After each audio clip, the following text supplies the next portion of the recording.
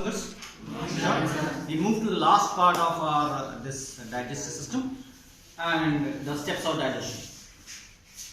Yesterday we have done your digestion in your mouth, in mouth cavity, and then we have done it in water, stomach. We are doing it today, the last portion, your digestion in your small intestine. Okay? Now small intestine has three portions, which is called as duodenum, jejunum, and finally we have water, ileum. Your digestion takes place in your duodenum as well as water, jejunum, but in ileum the absorption takes place basically. So this your villi is basically in your what? Ileum. Fine. Now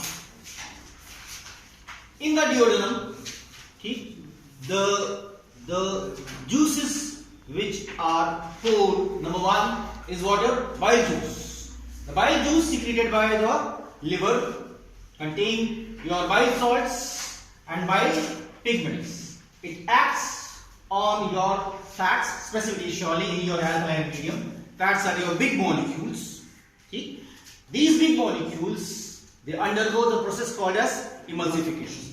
That means by these your bile salts and bile pigments, they make the surface area of the fat molecule bigger, so that the next step can happen.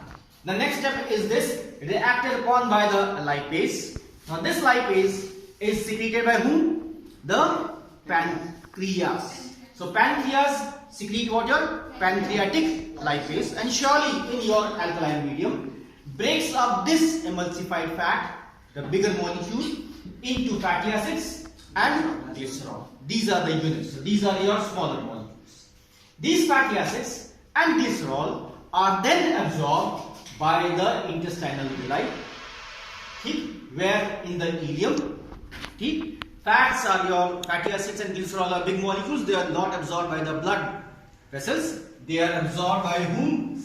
Your lymphatic vessels. These lymphatic vessels are basically called as your these. We are calling them as what? Lacteals. Okay? So we have your intestinal villi, which are finger-like your structures, and in the finger-like structures, each of them, they have your blood vessels as your lymphatic vessels. They absorb the molecules. So lymphatic vessels, which are called as lacteals, they absorb fatty acids and glycerol. We move to the next. Then this pancreatic amylase, again secreted by water, the pancreas. This is the pancreatic juice has your pancreatic amylase and pancreatic lipase. Lipase we have done. So pancreatic amylase in alkaline medium act upon the remaining carbohydrates.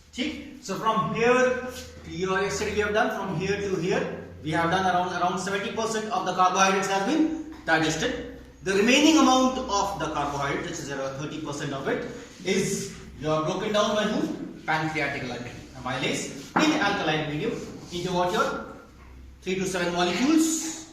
We are calling it as oligosaccharides. Oligosaccharides are further broken down with your stepwise degradation by the enzymes into disaccharides, and finally in water, monosaccharides. Disaccharides I have taken an example as your sucrose, and further will be broken down in water, glucose.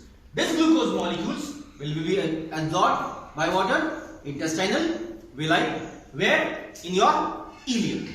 We move to the last one, and that is water, intestinal juice. Now this intestinal juice is of your duodenum.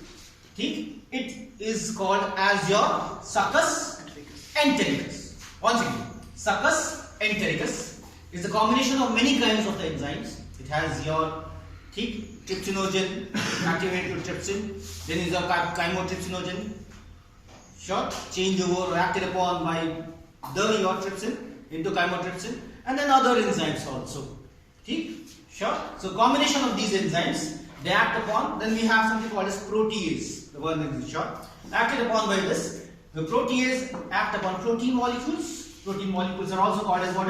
Polypeptides. Polypeptides are broken down into the single molecules. These are the simple units called as what? Amino acids. These amino acids are absorbed into water, blood vessels, once again into water, your intestinal villi present in the ileum. And finally, this digestion is over. We move to the last portion, that is your large intestine.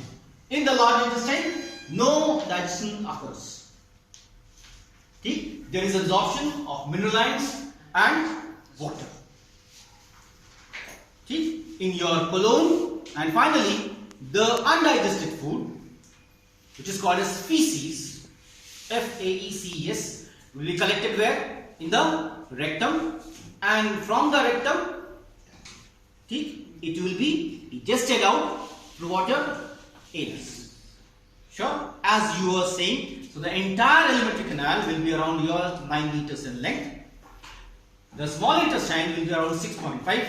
The large intestine will be around what, your 1.5, and the remaining one, that means from the stomach to the upwards, is the remaining length. Now we are calling this as small intestine, we are calling this as large intestine, not on the basis of the length. Large intestine is comparatively smaller in length, whereas small intestine is longer in length. Now this large and small can be demonstrated by me in this condition. I have taken this paper, I am just folding it out, making a sort of cylinder. This is the cylinder, I am taking this copy. Once again I am folding it out like this. Now I am taking it like this. Now you tell me which one is long and which one is short in your length. This is which is on my right hand is your longer in length. This is what your smaller in length. Now if I say like this, that which one will have your higher, your more internal diameter, this out of these two, this one will be having your smaller diameter and this will be having your larger. So larger, this is your large intestine. So internal diameter is your more, which is called as lumen. This is your small intestine, which has your internal diameter is comparatively from your large intestine water less. So we are calling this kind of your tube, which is having a smaller diameter, as your small intestine, and this one, which is having a sort of internal diameter more, we are calling it as what? Large intestine.